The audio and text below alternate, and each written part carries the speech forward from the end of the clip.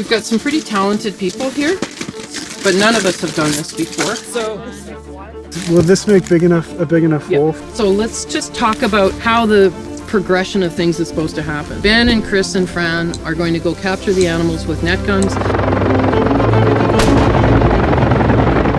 They're going to be put into bags. They're going to be carried underneath the helicopter on a long line. Each animal gets a nasal swab.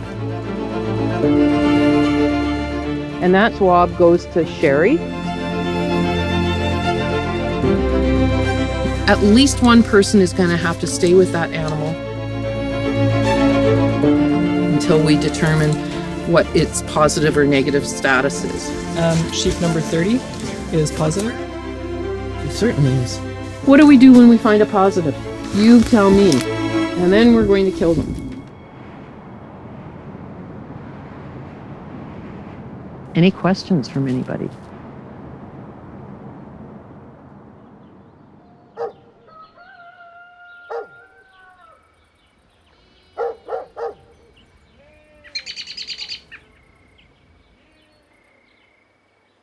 So as we go upstairs, this is my office up here, the nerve center.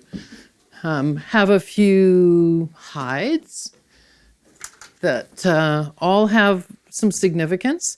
This was a going away present when I was the vet for a muskox research team, and it's a hide from Banks Island of a calf muskox that was harvested by First Nations up there, or Inuit. And a tiger hide that I was the vet for, and unfortunately he didn't survive. He was poisoned. That was not my fault. I'm just a bit of a collector of things. I love bones and skulls. I just think they're amazing pieces of art, especially if they've got something wrong with it. I grew up in Victoria, which is about an hour and a half south of here, as the traffic allows you. And I grew up number 5 of 6 kids. My parents weren't very rich, and there was really no way of doing anything other than hanging around being a rotten little kid. I was a big reader. I loved books, and some of the books I read really inspired me. We had lots of encyclopedias in the house and picture books on animals, National Geographic. So that's what I did. I just read, and I had a really active imagination, and I wanted to be Gerald Durrell. So I wrote him. I got a letter back. I probably still have it somewhere. And I wrote Louis Leakey. So he was the big primatologist in Africa. And he wrote me back and he said, sure, come to Africa. But I was kind of 12 or 13 at the time, so that wasn't really possible. When I went to University of Victoria, I was taken aside by the dean and lectured that I wasn't choosing the right courses for a Bachelor of Science. And I said, I don't want a Bachelor of Science. He says, well, what do you want to do? And I said, I'm going to be a vet. Well, no, you won't get into vet school. It's very hard to get in. We never have students getting in. No, you need an alternative plan. I said, no, I don't. And so in 2 years, I got into vet school. My mother actually had a saying, you're fair, white, and over 21, figure it out yourself, kind of thing. When you're motivated, when you want to do something, if you're motivated enough, you can do anything. Make it happen. Don't wait for somebody to hand it to you. Some really amazing experiences, but it didn't feel right. So I knocked on the door of my prof and said, hey, can I do a master's with you? And he said, sure, what do you want to do? I said, not birds, not fish, something bigger than a bread box. And he said, how about wild sheep? How about bighorn sheep? I just came back from BC. They had a big die-off there in the Cranbrook area. You should work on those. I was like, oh, okay.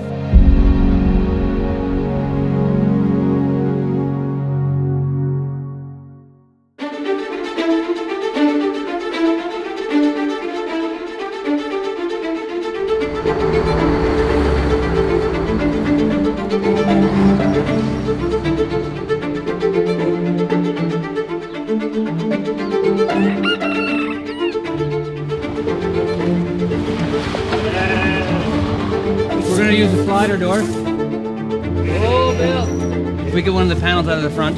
Oh, hold on, girls. You can't go anywhere else. Yeah, so that it can't swing open. Okay, I think we can let them rock and roll. Okay, girls. There's Annabelle. Okay, girls. And we'll be back in this trailer now. There's 40 little lambs who are real thirsty, looking for milk and looking for their moms. They'll come find mom and things should come right down.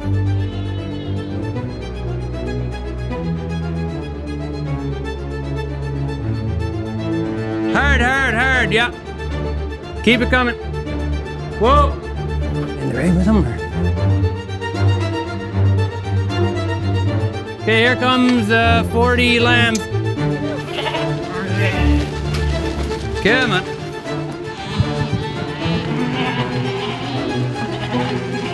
All the ewes and lambs are out and look really good. Everybody fared well. So after I get this lamb-proofed, such as they can squish underneath this thing, I think we'll be good for tonight. Yeah, it hasn't sunken in yet. Moving the sheep is like the last piece. It's like, it makes me really happy that they're all here. Kind of like having a leg missing, not having them around, because they're part of my routine.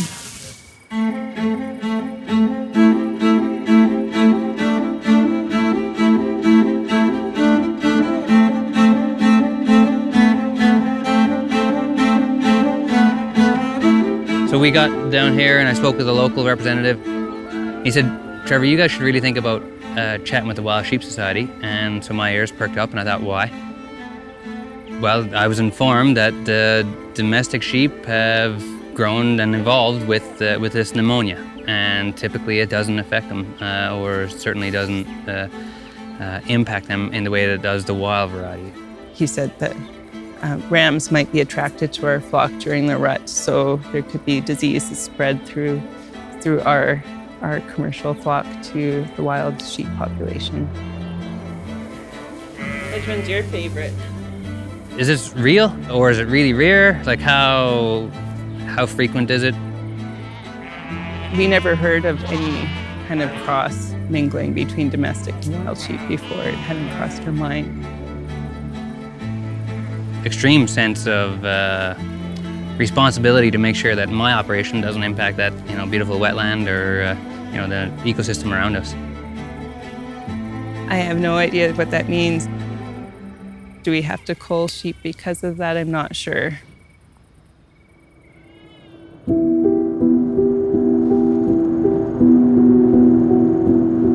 Well, I woke up at 4:24 this morning in Cranbrook. We're going to Briscoe, which is about 20 minutes north of Radium, in the beautiful Columbia Trench. Gorgeous part of the world. I've got a pretty long history here. I did my master's here on wild sheep diseases, and so I know the area well. Unfortunately, this farm is within winter range of a herd of bighorn sheep, and so we're really concerned that these domestic sheep could potentially spread infectious diseases to the bighorn sheep.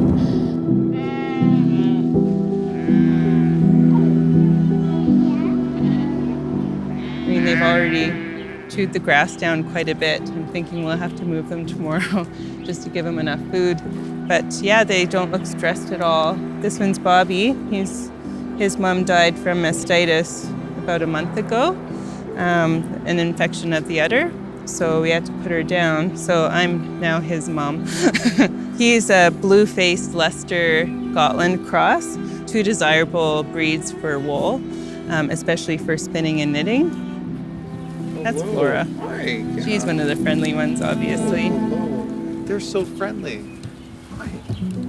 And that was Ellie's favorite last year, so she's been handled a lot more than some of them. So Right. obviously she likes Just like a likes pet. cuddles. They like to be pet. Yeah, just very similar to dogs. Like some dogs are more affectionate than others. That's so cool.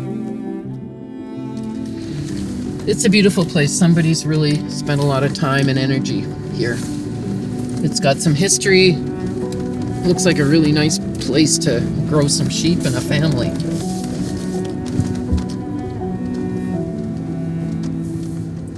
Hi, Jen. Just down there. How are you? Good. How are you? How are you Helen, feeling? I am. How are you, Helen? A little tired. Pleasure to meet you. Nice to meet you. And And thanks who- for making the extra effort Oh, this morning. no Really. worries. This is Ellie. She got a little bit of a runny nose this morning, but otherwise we're doing good. Well, we can swab her too. Yeah, right. Perfect. So right now we just have to sort of figure out what's the most efficient way to do this. Okay, here come the girls. One really critical job is record keeping. So Jen, here's the data sheet. You get this. So swab, whatever it is, and you can just use abbreviation.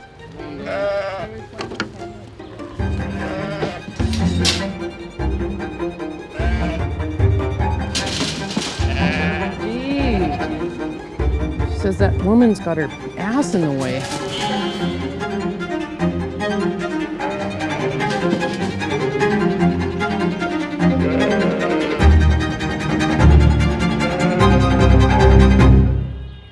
The organism that we've been talking about is Mycoplasma ovinemoniae.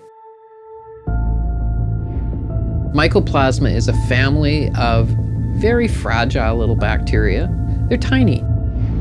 They're somewhere between a virus and a bacteria, but they're bacteria. Almost every mammal group, and certainly a lot of non-mammal species, have a mycoplasma, including people. Wild sheep are really very closely related to domestic sheep. So if there's a flock of sheep grazing a nice green patch of grass, a herd of bighorns will see that green grass and go, good food, I'll go eat that too. And then they're in close contact.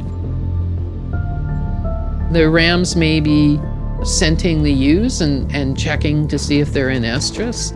But it's probably more likely that their noses are close together, one coughs or sneezes, and droplets are transmitted. The mycoplasma enters the nasal cavity. It reproduces, so you got a lot more mycoplasma in there. Tiny little cells that line the upper respiratory tract and trachea, the windpipe, have little tiny hairs, and those hairs rhythmically beat back and forth to try to remove any particles or any foreign material in those airways. So the mycoplasma attacks those cells and paralyzes those cilia. Any other bacteria can then enter the lung and cause disease. The result of that transfer of organisms has been that those animals will die within a week.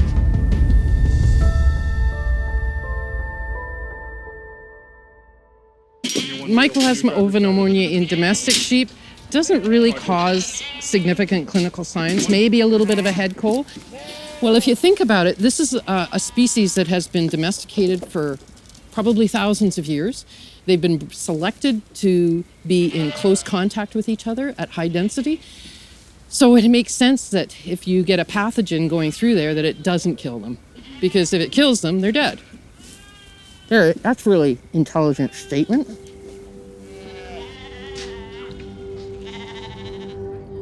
How did it go? It went very well. We have cooperative owners, we have an awesome team, and we have very collaborative sheep. If we have some positive animals, are we really sticking our neck out? I mean, what are the consequences? What are the trade-offs? The consequence is that once I get the results, you hear about them and you hear about them alone. Mm-hmm. It's up to you what you do next. Right. I can offer you some experimental solutions. I can't offer you anything 100%. Yeah. Unfortunately, we don't have all the answers. Yeah. And without people like Jen and Trevor around, we'll never get the answers. So we're learning as we go.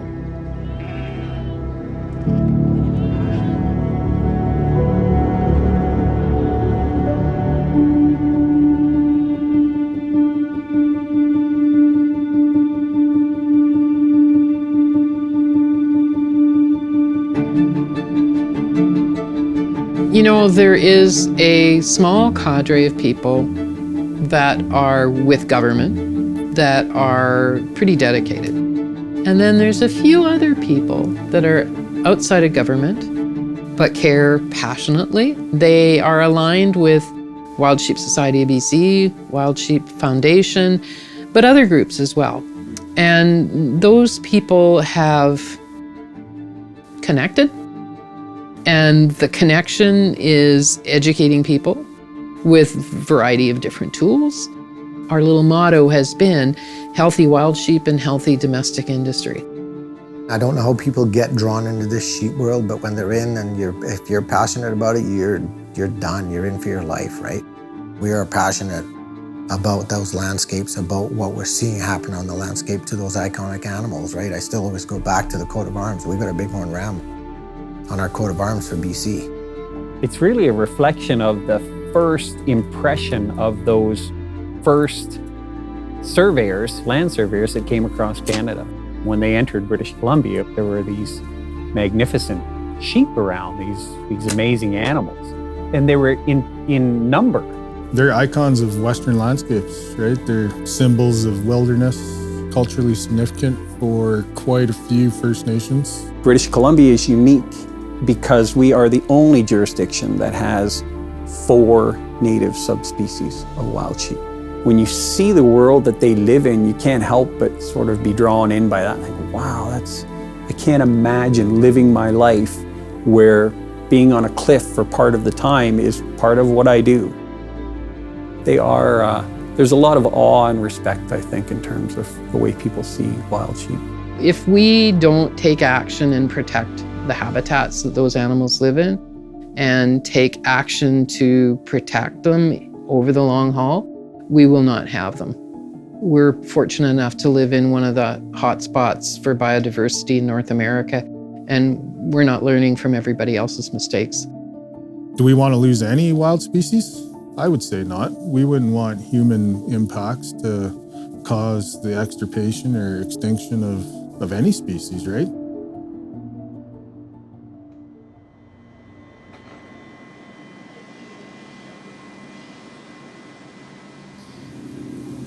So we're going to do a basic post-mortem on her, obviously focusing on the respiratory tract. Our biggest priorities are to understand what's going on in her nasal sinuses, and we want to look at her lungs to see if there's any pathology there. Other than that, we've got samples, all kinds of samples from her already. I guess the final thing is whether she's got any ticks on her. And here's one right here. And whether she's pregnant or not.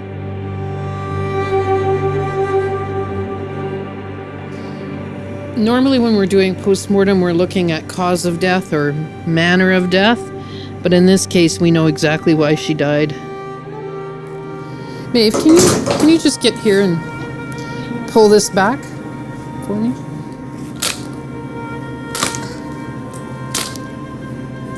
So none of the lung was adhered to the parietal pleura on the right side. Let's just see what's going on the left side.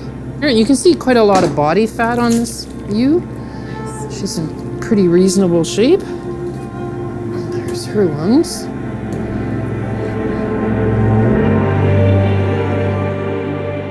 I mean, dying of pneumonia, it's a terrible way to die. It's a terrible death. I think you're seeing, a lot of mucus production. You're seeing coughing, more and more coughing. They're basically drowning. The lungs are filling with fluid, more and more lethargic. It's horrible to see the symptoms because these animals just look terribly sick. And quite often they find the carcasses, in these little secluded places under a big rock or under some trees. We often never find the carcasses, probably because of that. They're crawling under a rock to die at that point. I think that one actually might have some pneumonia in it. Helen Schwancha, our provincial wildlife vet, archived samples from die-offs back in the 80s and 90s. The wisdom of her archiving those samples so that we could look at them later has proven out to really help us understand how long we've been tackling this problem. On the sheet for that one, can you say hemorrhage and edema? Severe.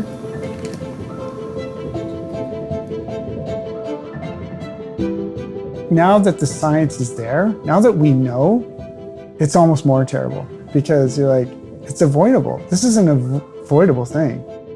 It's not complicated. It's not like climate change. It's much simpler than that. Okay, I want to can you go get one of those cassettes?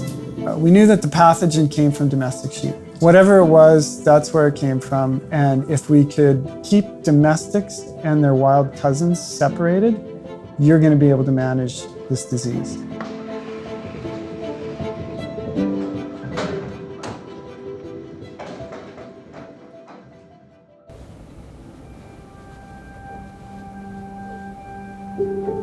The British Columbia Sheep Separation Program has been around for a little while.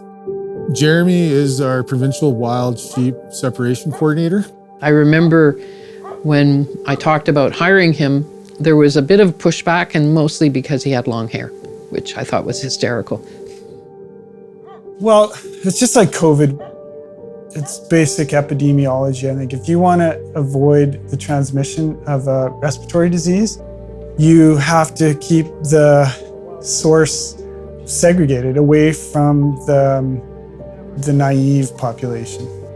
It is not law. There is no law related to requiring testing domestic sheep, even importing domestic sheep. It's about talking to people about the risk that their domestic sheep and goats pose to wild sheep.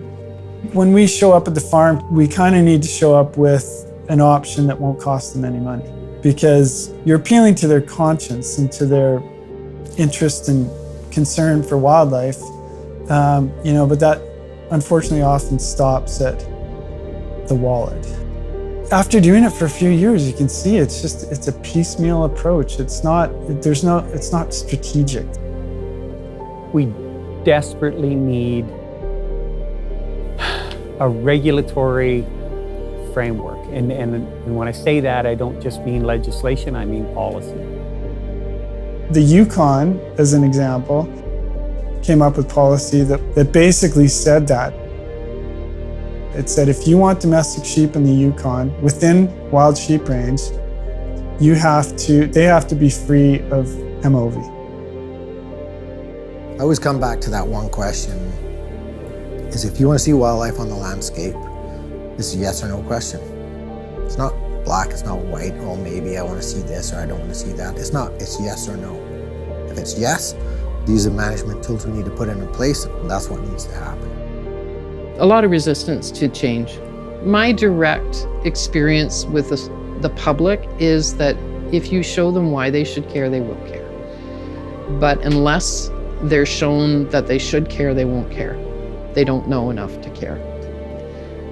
We run across that with many species. It's not just wild sheep, it's caribou, it's elk, it's bears. If it's not on social media and isn't tweaked to make it sexy and reason to care about, they're not going to believe what we say.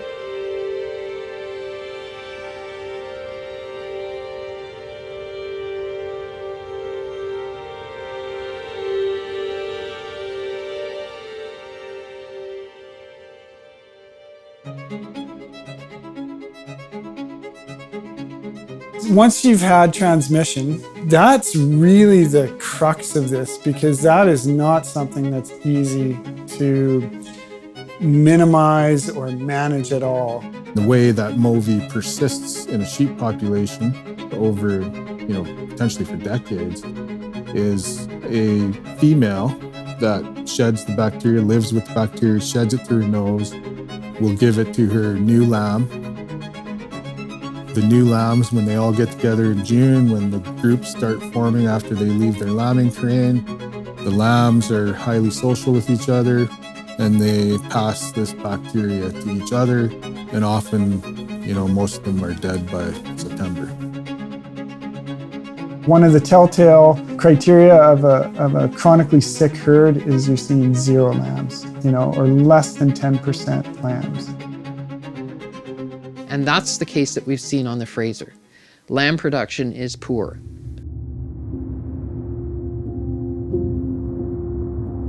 The Fraser population of bighorns is quite a large population, and it ranges all the way from south of Lillooet up to north of Williams Lake. And it's an important population for British Columbia in a lot of ways, but it's also got a lot of importance for whole Western North America.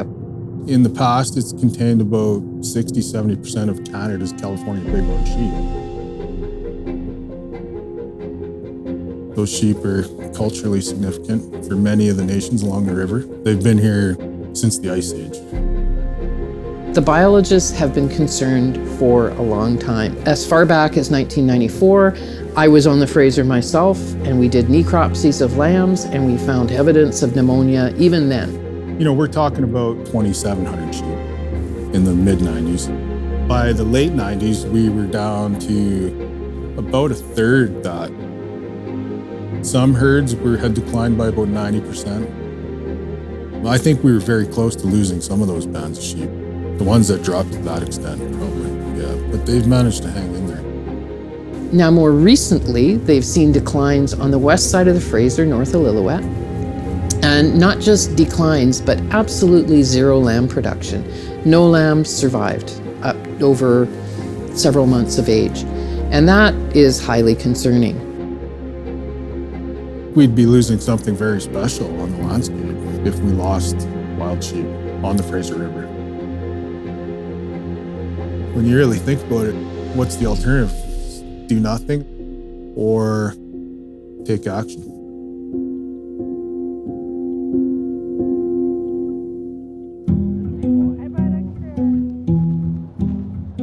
We're here to catch some bighorn sheep and do a management trial that's never been done before in Canada.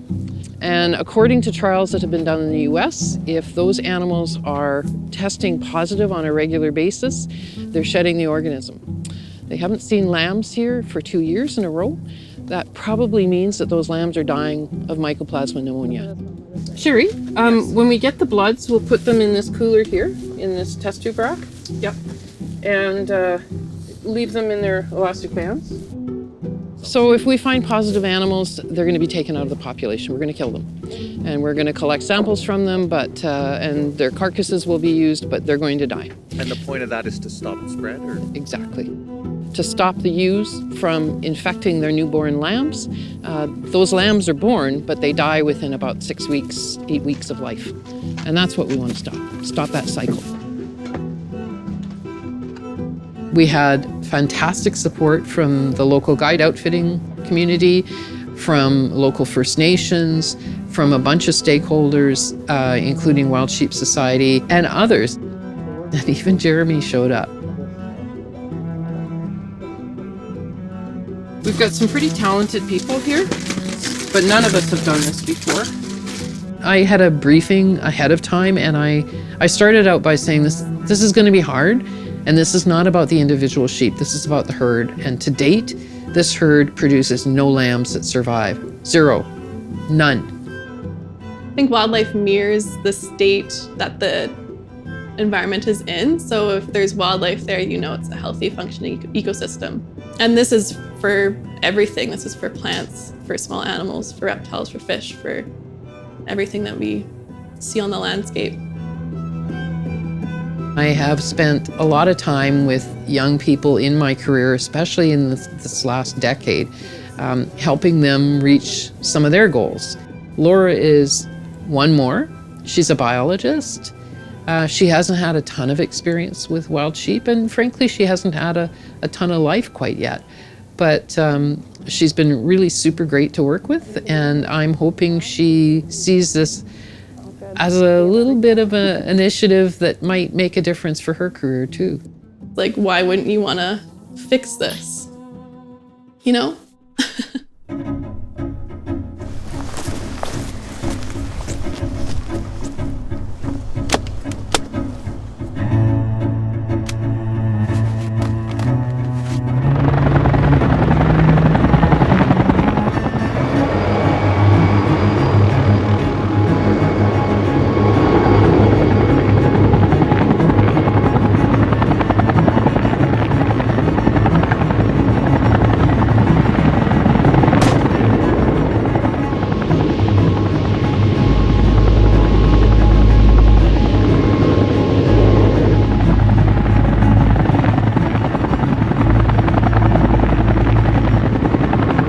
Coming in here.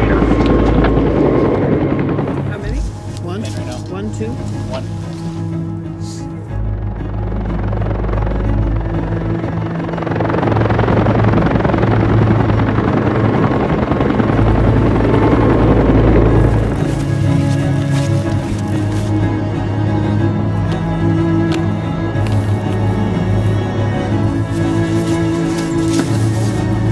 Just get going, hurry up. Sorry.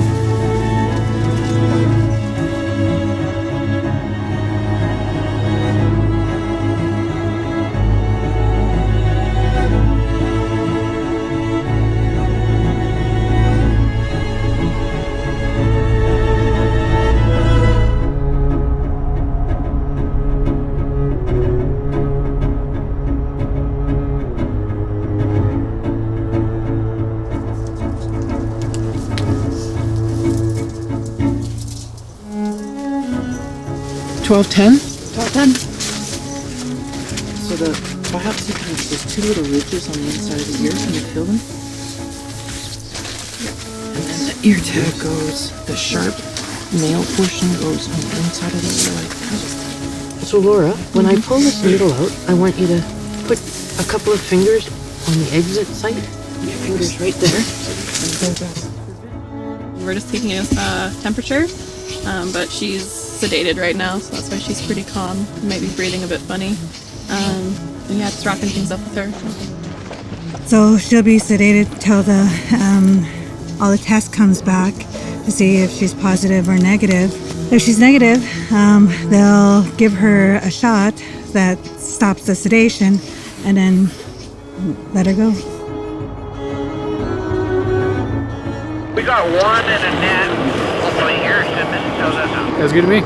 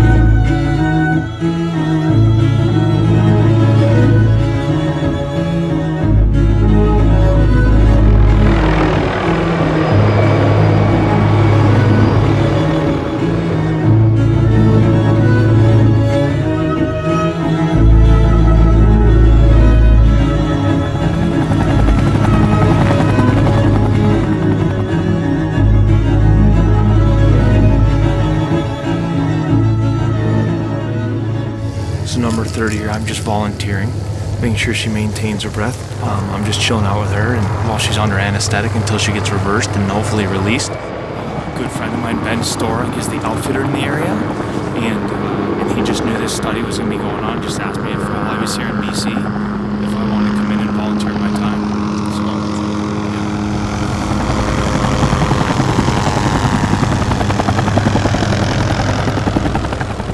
Doing great. She was really feisty. I'm hoping she's a negative sample because she was super feisty over there, and so I'm hoping she's one that gets to return to the herd.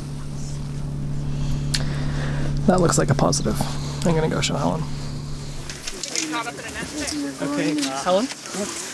Sheep number 30 is positive. She certainly is.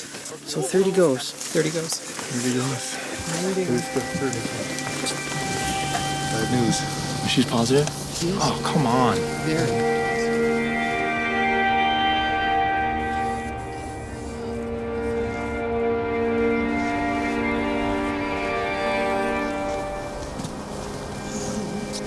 She was super spunky too. But she could be the cause of a whole bunch of lambs' deaths. And it's a really clear, good PCR. Yeah, very clear. Are there sometimes false positives or weak positives? Very unlikely. It's amazing the little connection you can make in just a short amount of time.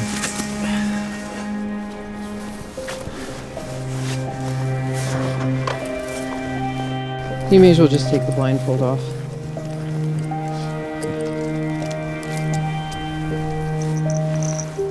Everybody ready?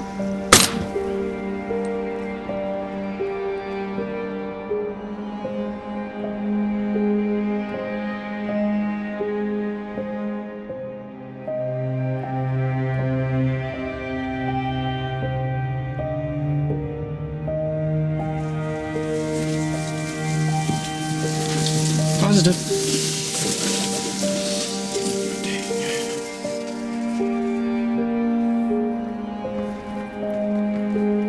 So she's positive. Darwin, can you do a prayer with her? And I'll be back, but she's fine where she is for now.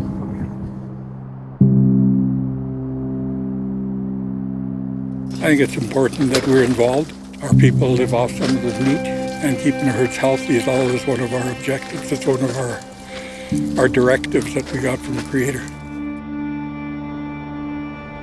If you listen to our stories and you go by creation, it's all human beings have that responsibility, not just First Nations. And we have a respect for all life.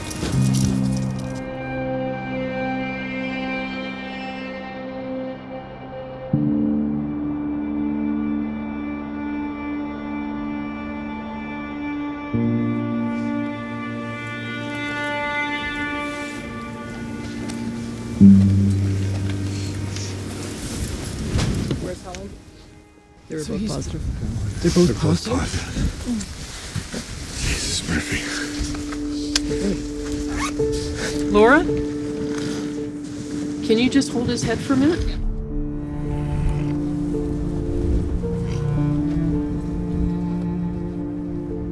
Why don't you take his blindfold off? So it's got a Velcro on the back. And then Laura, step back. Yep.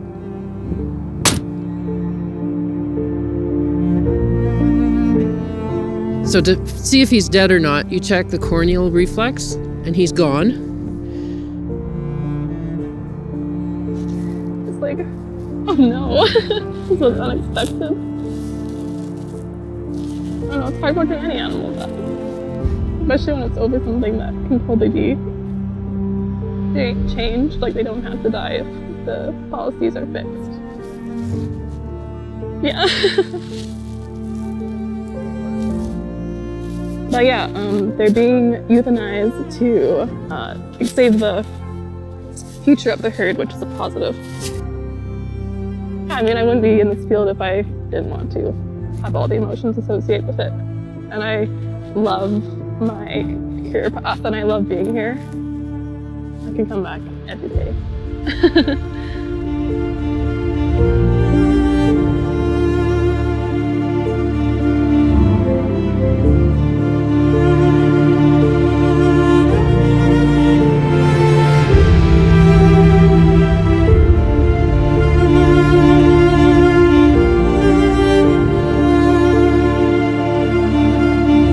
There she goes.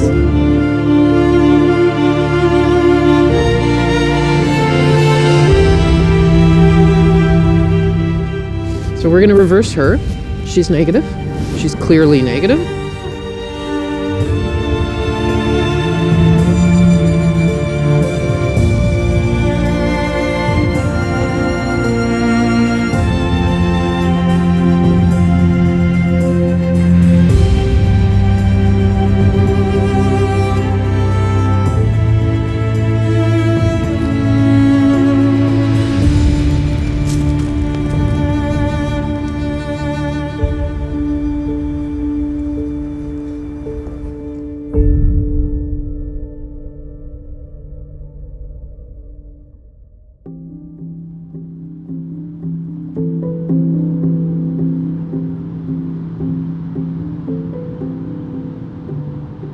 I've only been to this farm once before, and that's when we did the original testing. And unfortunately, there were a significant number of positives in their flock. At that time, they started having disease issues as well. And that's basically their story to tell, but this bacteria has become a problem for them.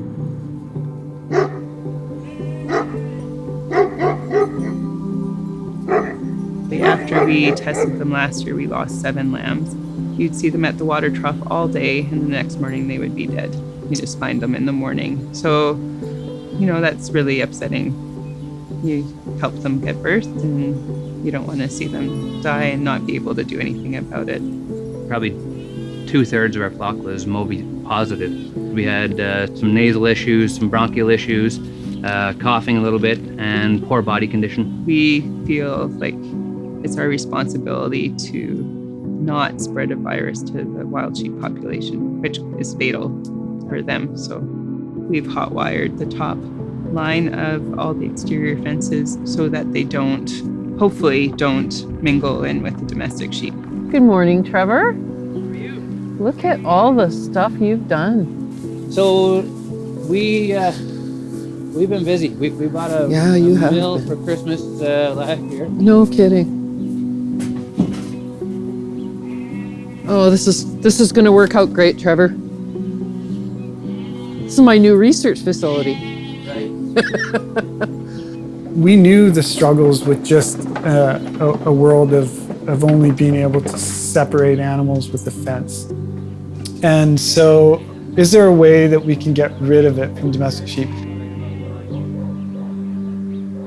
So after we learned that the sheep were positive, Helen had informed us that she was hopeful that there was a potential cure, and that she would like to use our flock as a treatment flock experiment to see if we could eradicate MOVI from our flock.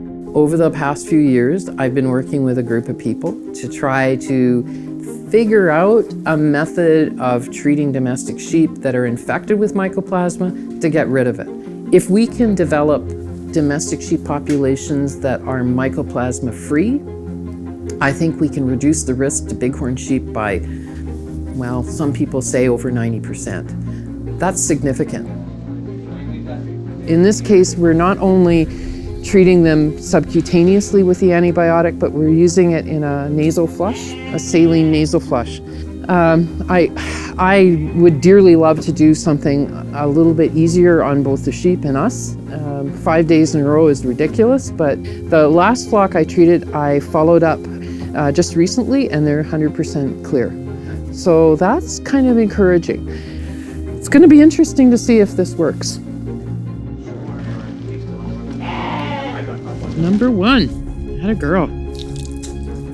Thank you, right in my boot. That was lovely. Who's that one, Ellie? Maya.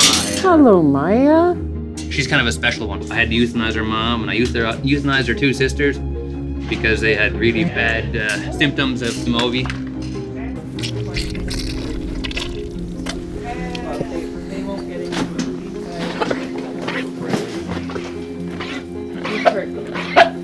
Sorry. Ugh.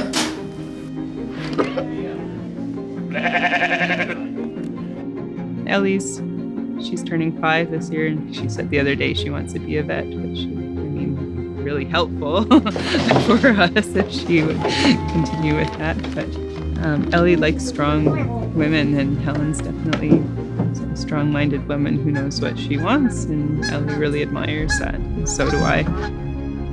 7002. That's a wrap for today. Day 1's over. We don't swab their noses, but we repeat the treatment 4 more times. Then we wait 3 to 4 weeks. We re-swab them, and we see if they're still positive. If we can not only test for it, but we can also provide a method to get rid of it, then conceivably we could create some policy that would say, yeah, you can have domestic sheep here, but let's make sure they're not carrying this particular bacteria. It highlights how we should be using science to improve our footprint on this planet. I think we've approached it in the right way. The next step is to check all the boxes, get all our results, and then start producing some papers on it. If we can make this a successful experiment, really I think is a positive thing for the wild population and for sheep producers in general.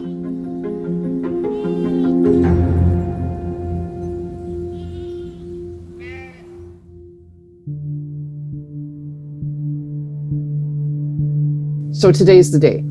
We're getting the results back from Riverside Farms from their follow-up nasal swabs to see if the treatment worked or didn't. While these treatments are for the domestic sheep themselves, it's also to reduce risk of transmission of this particular bacteria to wild sheep in the areas. So we sent 56 swabs. So here we go. Negative, negative, negative, a positive, another positive, one more positive, looks pretty good, one suspect. So we have 5 or 6 that are positive as opposed to 86%. So this has helped. It's helped a lot. It's not perfect, but I didn't really expect it to be perfect. So this is good news. I'm going to take this data, this particular form, and I'm going to send it on to Jen right away so that she has a chance to digest this too. I'm very optimistic that we're on the right track.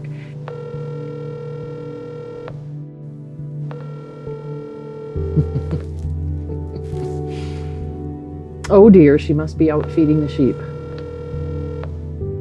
You have reached Jennifer Bowes. Please leave your message after the tone. Hey Jen, it's Helen. I just wanted to share the results of the testing. I finally got them. We've got, I think, a lot to look forward to. Really optimistic about this. So that's it for today. So all these sheep were positive at one point, and through the treatment, the last 2 tests, they were negative. So we're keeping them isolated just in case.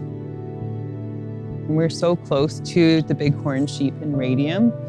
Of course, we want our own flock to be healthy, but really we're doing this. We would hate to be responsible for a die-off in the wild sheep population. And we've been seeing the benefits from being part of this program as well, just through the overall health of our sheep. Being able to make something better, especially with people that I care about and I've developed a relationship with, that's everything. You know, that's why we get into being veterinarians, is we want to fix things, we want to make things better, and this is an opportunity. It's pretty cool.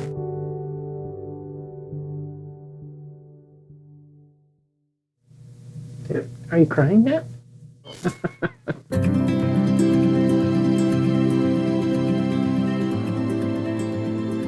This is the first thing that has been positive that we've been able to do for bighorn sheep, other than fencing and removing domestic sheep. For us to continue this, we need funding, we need an organized program, and we need some collaborators. So we're just in the middle of trying to work that out. There's no government funding, and there's not a lot of political will. That's the one that probably infuriates me the most, is just that lack of commitment to making sure we maintain populations on the landscape, whether it's sheep, moose, deer, elk. I think unfortunately right now, something has to get to the point of dropping off the map in order to be an issue. I think we need more proactive management with these things instead of waiting for something to be going extinct and us suddenly being like, oh, we need to help this. But maybe it's us scientists need to be louder about certain things, or maybe us scientists need to go into policy, as intimidating as that sounds. British Columbia has a really enviable position in North America. We are one of the biodiversity hotspots.